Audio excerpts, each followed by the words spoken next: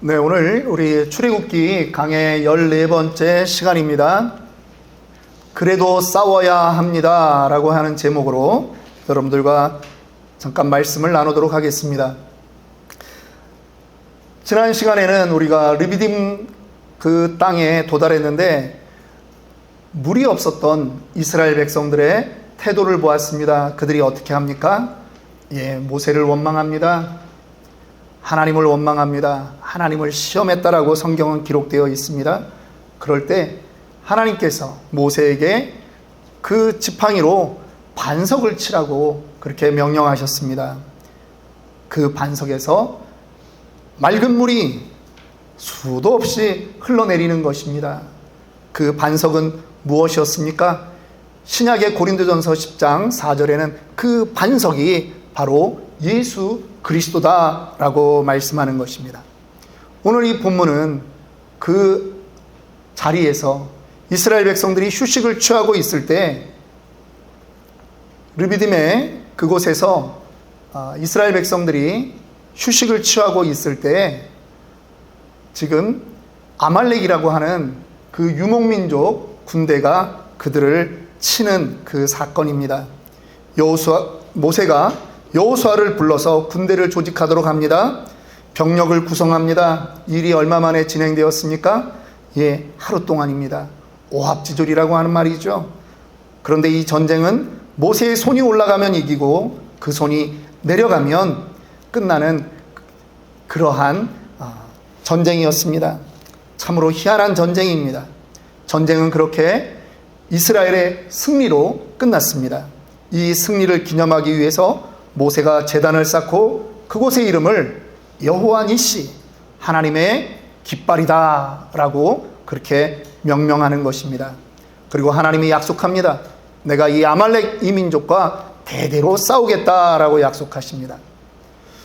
여러분, 오늘 이 본문을 신앙생활을 어느 정도 해보신 분들이라면 잘 아는 그러한 본문일 것입니다.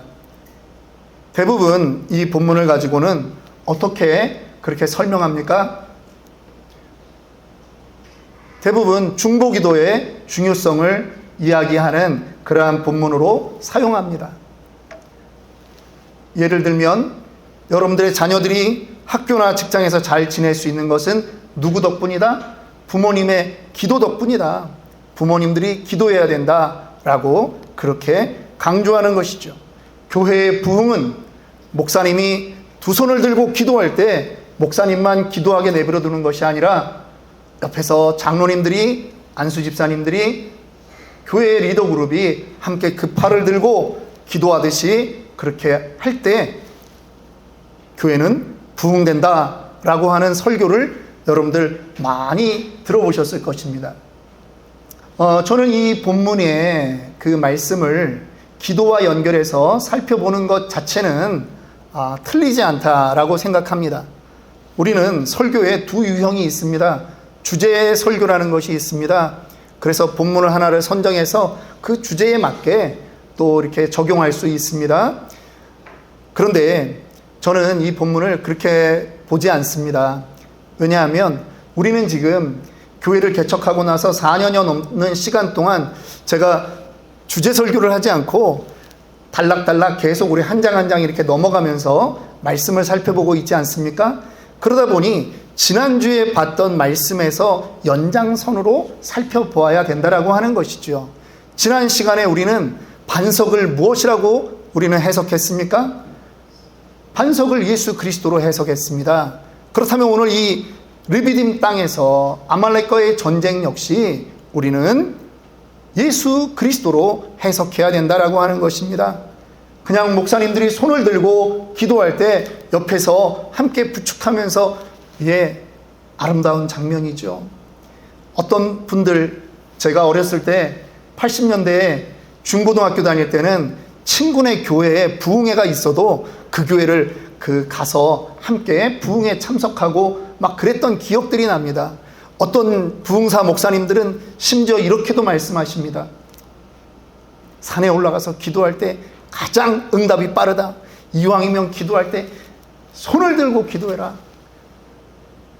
그러면은 제가 생각하는 거는 손은 들었지만 주먹 쥐고 기도하는 것보다 손가락을 다 펴고 막 흔들면서 기도하면 될까요?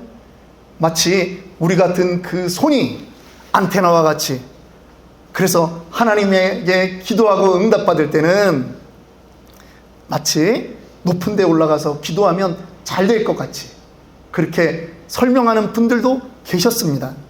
그런데 정말 그렇습니까? 와이파이입니까? 반짝반짝하면 더 좋을까요? 그렇지 않습니다.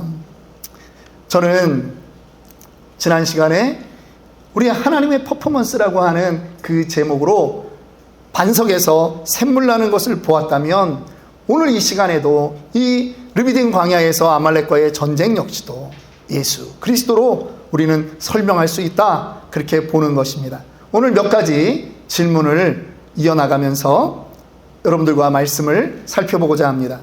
첫 번째 질문입니다. 이때가 언제인가 라고 하는 것입니다.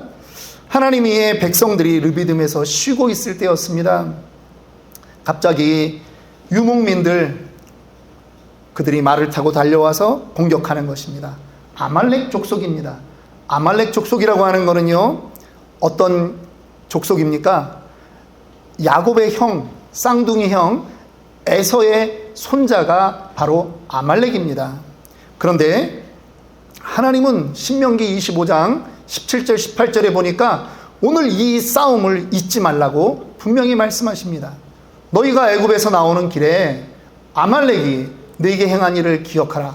곧 그들이 하나님을 두려워하지 아니하고 너를 길에서 만나 너의 피곤함을 타서 내 뒤에 떨어진 약한 자들을 쳤느니라. 아말렉은요, 야비한 자들이었습니다. 아말렉은요, 비열한 자들이었습니다. 심지어 그들은 하나님조차 두려워하지 않는 그러한 사람들이었습니다. 하나님은요, 이스라엘 백성들에게 늘 말씀합니다. 너희가 가나안 땅에 들어갈지라도 가나안 땅에서 이방인들, 나그네 된 자들, 과부와 고아들을 후대하도록 늘 하나님은 강조했습니다.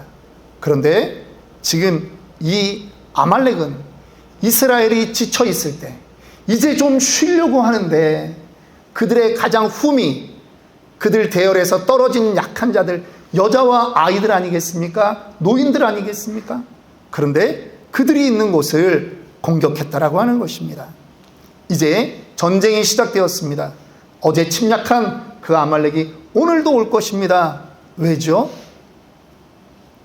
광야에서는 샘물이 귀하기 때문입니다. 그런데 지금 그곳에 200만이 넘는 그 백성들이 쉬고 있기 때문에 그들은 침략할 것입니다. 모세가 여호수아에게 명령합니다. 군대를 조직해라. 여호수아가 첫 번째 등장하는 곳입니다. 이 여호수아와 그의 군대는 정말 보잘것없는 그러한 군대입니다. 무기가 있었겠습니까? 아마 막대기가 줄을 잃었을 겁니다. 돌멩이가 그들의 무기였을 것입니다. 애굽에서 나올 때 그나마 좀 칼을 챙겨온 사람들이 있다면 그나마 싸우는데 사용되었을 수 있겠지만, 그런 인구는 그다지 많지 않았을 겁니다. 그런데 어차피 이 전쟁은요, 특이한 전쟁이거든요. 특이합니다.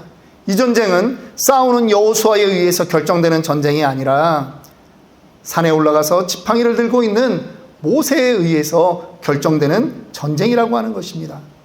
모세가 손을 높이 들면 이 싸움은 이기는 것입니다. 만약에 모세가 지쳐서 손이 내려오면 이 전쟁은 이스라엘이 점점 밀리는 그러한 전쟁이라고 하는 것입니다. 정말 희한한 전쟁입니다. 궁극적으로는 모세를 도왔던 아론과 훌이 모세를 양팔을 지지함으로 인해서 이 전쟁은 여호수아가 이기게 되었습니다. 이전에도 이후에도 이런 전쟁은 없습니다. 여러분, 한번 출애굽 과정을 한번 살펴볼까요? 이스라엘 백성들이 출애굽을 하는 그 10가지 재앙 때나 아니면 홍해를 가르고 나올 때나 이스라엘 백성들이 한 것이 무엇이 있습니까? 아무것도 없습니다. 10가지 재앙 때도 이스라엘 백성들은요, 가만히 있었어요. 다 하나님이 하셨습니다. 홍해를 가를 때 여러분, 그 200만의 인구가 넘어갈 때까지 모세가 계속 지팡이를 이렇게 내리고 있었습니까? 들고 있었습니까? 아닙니다. 한 번 지팡이 내리고 끝이었습니다. 그런데 지금 이때는 하나님이 이스라엘 백성들로 하여금 군대를 이루어서 나가서 싸우라고 하는 것입니다. 싸울 만한 수준의 군대들이 아니라는 거예요. 오합지졸이에요. 무기도 없어요. 그런데 싸우라고 합니다. 하나님이 모르셨을까요? 여호수아는 전쟁터로 나가고 모세는 산으로 올라갔습니다. 모세의 행동은 어떤 의미가 있을까요? 모세가 산꼭대기에 올라가서 손을 높이 들었습니다. 여러분, 이것은 손을 높이 들었다라고 하는 그 의미보다 지금 이 전쟁에 하나님이 일하시고 있다라고 하는 것입니다. 모세가 손을 든다는 것, 지금 하나님이 친히 싸우고 계시다라고 하는 것입니다. 모세가 손을 들었고 여호수아가 싸웠지만 실제는 누가 싸웠다는 것입니까? 하나님이 싸웠다라고 하는 것입니다. 그래서 모세가 이 전쟁을 끝내고 제단을 쌓는 것입니다. 그 이름을 새롭게 정하는 것이죠. 여호와 니시, 여호와의 깃발이라고 하는 것입니다. 여호와의 승리의 깃발, 이 땅의 이름을 새롭게 명명하는 것입니다. 혹시 여러분들은 지팡이를 높이 들고 있는 그 모세의 모습에서 기도하고 있는 목사의 모습이 보입니까? 그러면 안 됩니다. 우리는 이 모습에서 누구를 보아야 합니까? 예수 그리스도를 보아야 합니다. 피 묻은 십자가를 보아야 합니다. 십자가에서 악의 권세를 깨뜨리고 구원을 이룬, 그 승리를 이룬 예수를 발견해야 된다라고 하는 것입니다. 손을 계속 들고 있는 것은 분명히 고통스러운 일이 틀림없습니다. 그런데 그 예수님이 그 고통과 하나님의 저주를 감당하기 힘들었지만 그 고통을 감수함으로 구원의 승리를 이루셨습니다. 오늘 이스라엘 백성들이 모세가 지팡이를 높이 들고 있을 때 승리를 누리는 것처럼 말입니다. 반석이 예수 그리스도라면 오늘 이 사건도 바로 예수 그리스도의 사건이라고 하는 것입니다. 우리는 여기서 질문해야 됩니다. 이 승리의 근거가 무엇인가 라고 하는 것입니다. 승리를 다른 말로 우리는 이렇게 바꿀 수 있습니다. 바로 구원이라고 하는 말이죠. 이 구원의 근거가 무엇입니까? 여러분들의 능력입니까? 모세의 손듦입니까? 아니면 여호수아의 전쟁 능력입니까? 사람의 능력이 아니라 구원의 근거는, 승리의 근거는 바로 하나님의 능력이라고 하는 것입니다. 여호수아가 용맹히 싸울 때 이긴 것이 아니라 모세의 손이 올라갔을 때 승리했기 때문입니다. 이스라엘 군대가 아무리 노력해도 이 전쟁은 원래 이길 수 없는 전쟁인 것입니다. 오직 모세의 손이 올라가야 하고 하나님이 싸워주셔야 되는 전쟁이라고 하는 것이죠. 여러분, 한 주간 어떻게 살아보셨습니까? 열심히 죄와 싸우려고 노력하셨습니까? 그런데 여러분들에게 돌아오는 그 느낌은 무엇입니까? 내가 나를 성화시키기 위해서, 거룩의 길로 가기 위해서 내가 부단히 노력했더니 오늘날 내가 정말 이 정도의 자리에 올라와 있다. 여러분, 그렇게 생각이 되십니까? 아니라는 거죠. 우리의 노력으로 성화가 되는 것이 아니라는 것입니다. 우리는 아무리 힘을 써도 성화를 이룰 수 없습니다. 우리가 노력해서 인생의 죄와 죽음의 문제를 해결할 수 있는 것이 아니라는 것입니다. 목숨 걸고 스펙을 쌓고 재물을 모으면 조금은 안심이 될 수 있습니다. 그러나 그럴지라도 인생에 찾아오는 죽음의 절망은 인간 자체는 극복할 수가 없는 것입니다. 그래서 예수님이 우리에게 오셨습니다. 우리 대신 저주받으셨습니다. 십자가에 높이 달려 죽으셨습니다. 그를 믿는 모든 자들에게 죽음으로 구원을 이루셨고 소망이 되신 것입니다. 믿으십니까? 민수기 21장에 보면 이스라엘 백성들이 광야에서 하나님을 원망합니다. 하나님을 원망하는 그 백성들을 향해서 하나님께서 불뱀을 보냅니다. 광야에서 그 뜨거운 떼약볕 아래서 살아남은 짐승이니 이 뱀이 얼마나 독성이 강하겠습니까? 이 뱀에 물린 사람들이 죽어나갑니다.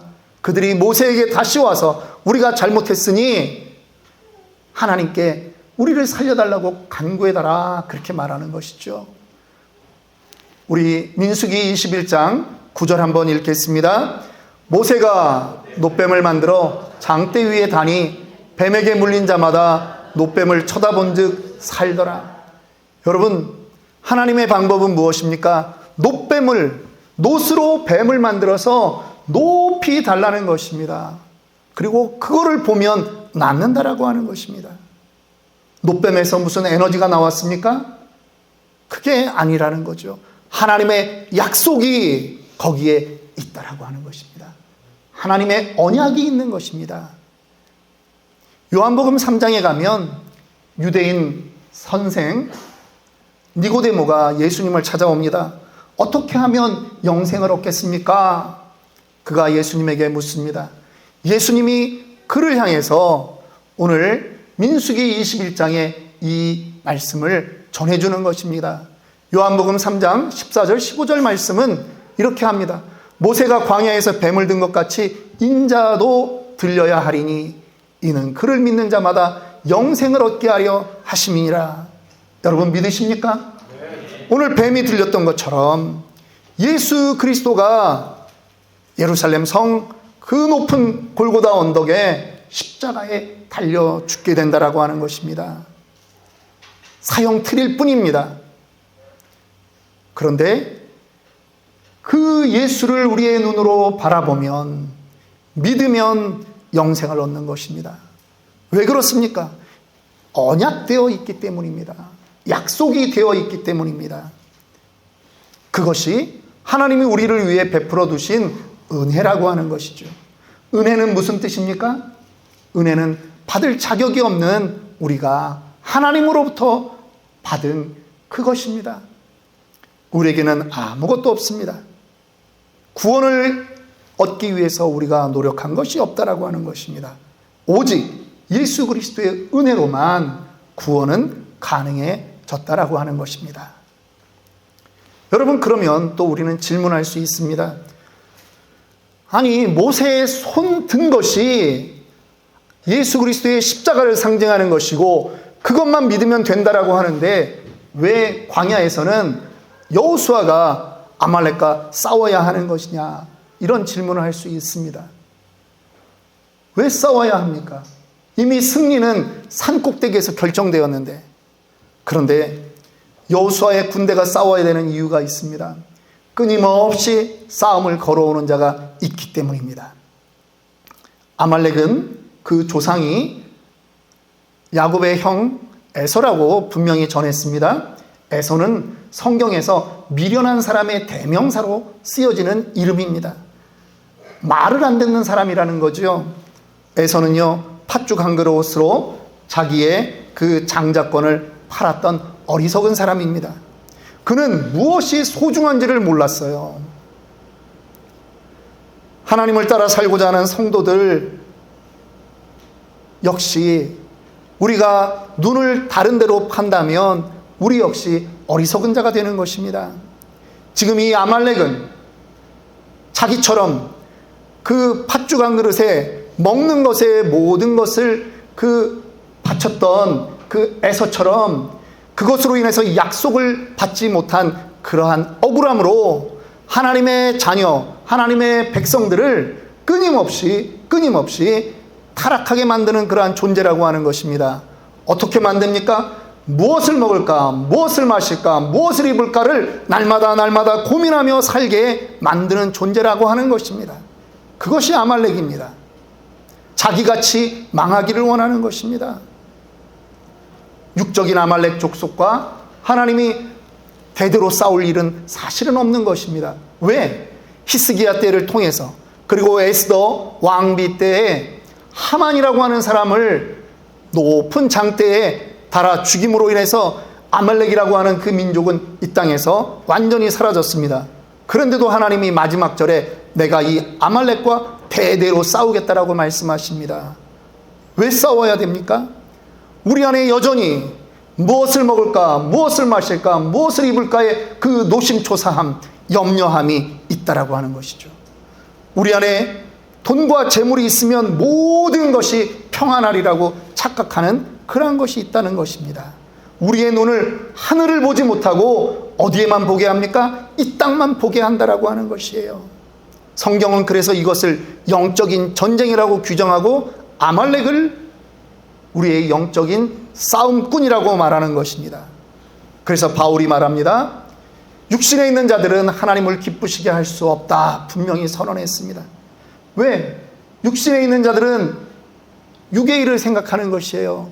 육의 생각은 무엇입니까? 사망입니다. 영의 생각은 생명과 평안이에요. 육신에 사는 자는 하나님을 기쁘시게 할 수 없어요. 그런데 끊임없이 육신의 그 염려로 그들을 땅만 보고 살게 만든다라고 하는 것입니다. 이것이 저와 여러분들만의 문제이겠습니까? 아닙니다. 사도 바울도 이러한 문제가 있었습니다. 하나님을 따르고 싶은 마음이 있고 그러나 또 여전히 육신을 따르고자 하는 소욕이 있었다라고 하는 것이죠. 그래서 사도 바울이 고백합니다. 오라 나는 곤고한 사람이로다. 이 사망의 몸에서 누가 나를 건져내랴. 우리 인간의 노력으로는 우리는 탄식할 수밖에 없는 그러한 존재라고 하는 것입니다. 여러분, 이제 우리는 무엇으로 승리하는지 우리는 깨달아야 합니다. 여호수아의 승리는 그의 능력이 아닙니다. 우리로 하여금 싸우게 하는 것은 우리의 능력으로 한번 싸워봐라 하는 것이 아니라는 것입니다. 우리를 다시 일어서게 하는 것은 바로 예수 그리스도의 십자가입니다. 약하고 힘듭니다. 그러나 그분이 이겼기에 우리가 순종하고 일어나는 것입니다. 모든 노력에 의미가 있는 것은 십자가의 승리가 있기 때문이라고 하는 것입니다. 모세가 든 팔은 지쳐서 내려올 수 있습니다. 그러나 우리를 위하신 예수 그리스도의 중보 기도는 절대로 중단되지 않는 것입니다. 로마서 8장 34절 우리 함께 읽습니다. 누가 정죄하리요? 죽으실 뿐 아니라 다시 살아나신 이는 예수 그리스도 예수시니 그는 하나님 우편에 계신 자요 우리를 위하여 간구하시는 자시니라. 그는요 지치지 않습니다. 히브리서 7장 25절 마지막 하반절을 보면 이는 그가 항상 살아계셔서 그들을 위하여 누구요? 우리를 위하여 간구하심이라. 지금도 주님은 이 자리에 우리를 위하여 간구하고 계심을 믿으십니까? 네. 싸우는 여호수아, 손을 들고 있는 모세가 아니라 우리를 붙들고 있는 그 예수를 보면 이기는 것입니다. 저는 오늘 이 말씀을 듣는 저와 여러분들 가정의 이름이 바뀌기를 원합니다. 여호와 니시, 여호와의 승리의 깃발이 여러분들 가정마다 있기를 원합니다. 도전하십시오. 낙심하지 마십시오. 피 흘리기까지 죄와 싸우십시오. 낙심하는 것은 왜 낙심한다고 말씀드립니까? 우리의 능력에 주목했기 때문에 낙심하는 것입니다. 우리의 열심에 주목했기 때문에 낙심할 수밖에 없다라고 하는 것입니다. 십자가를 보아야 합니다. 예수를 보아야 합니다. 저도 목회를 하면서 낙심하고 힘들 때가 있습니다. 그럴 때마다 주님의 십자가를 보려고 노력합니다. 목회의 가장 큰 적이 무엇인지 아십니까? 제 안에 불쑥불쑥 올라오는 아직도 다듬어지지 않은 저의 성품이라고 하는 것입니다. 저의 성격입니다. 바뀌어진 줄 알았는데 여전히 불쑥불쑥 올라오는 것들이 있다라고 하는 것입니다. 여러분들은 어떠십니까? 여러분들이 지금 이 자리에서 예배를 드리고 있는 것이나 제가 이 단상에서 말씀을 전하고 있는 건 모두 다 우리의 능력이 아니지 않습니까? 주님의 용서하심과 주님의 힘주심으로 우리가 이 자리에 나올 수 있는 것 아니겠습니까? 말씀을 마치겠습니다. 제가 중학교 3학년 때쯤에 국어책에서 보았던 시조, 잠깐 그 시조를 읽어보려고 합니다. 고난의 운명을 지고 역사의 능선을 타고 이 밤도 허이적거리며 가야만 하는 결애가 있다. 고지가 바로 적인데 예서 말 수는 없다. 넘어지고 깨어지고라도 한 조각 심장만 남거들랑 부둥켜 안고 가야만 하는 결애가 있다. 새는 날 피 속에 웃는 모습 다시 한번 보고 싶다. 이 글은요, 이은상 선생이 폐허가 된 6.25 전쟁으로 인하여 폐허가 된 조국 대한민국을 바라보며 희망을 꿈꿨던 그러한 시조입니다. 고지가 바로 적인데라고 하는 시조지요. 신자의 영적 싸움도 그렇습니다. 제가 보기에 여러분들의 지금까지의 신앙생활, 여러분들 수고하셨어요. 잘해 오셨어요. 저는 여러분들 한 분 한 분들을 전부 다 격려하고 싶습니다. 같은 사람으로서 여러분들이 사회생활하며 믿음 생활하는 그 모습 하나하나를 볼 때 정말 여러분들 애쓰며 살고 있는 것을 제가 누구보다도 잘 압니다.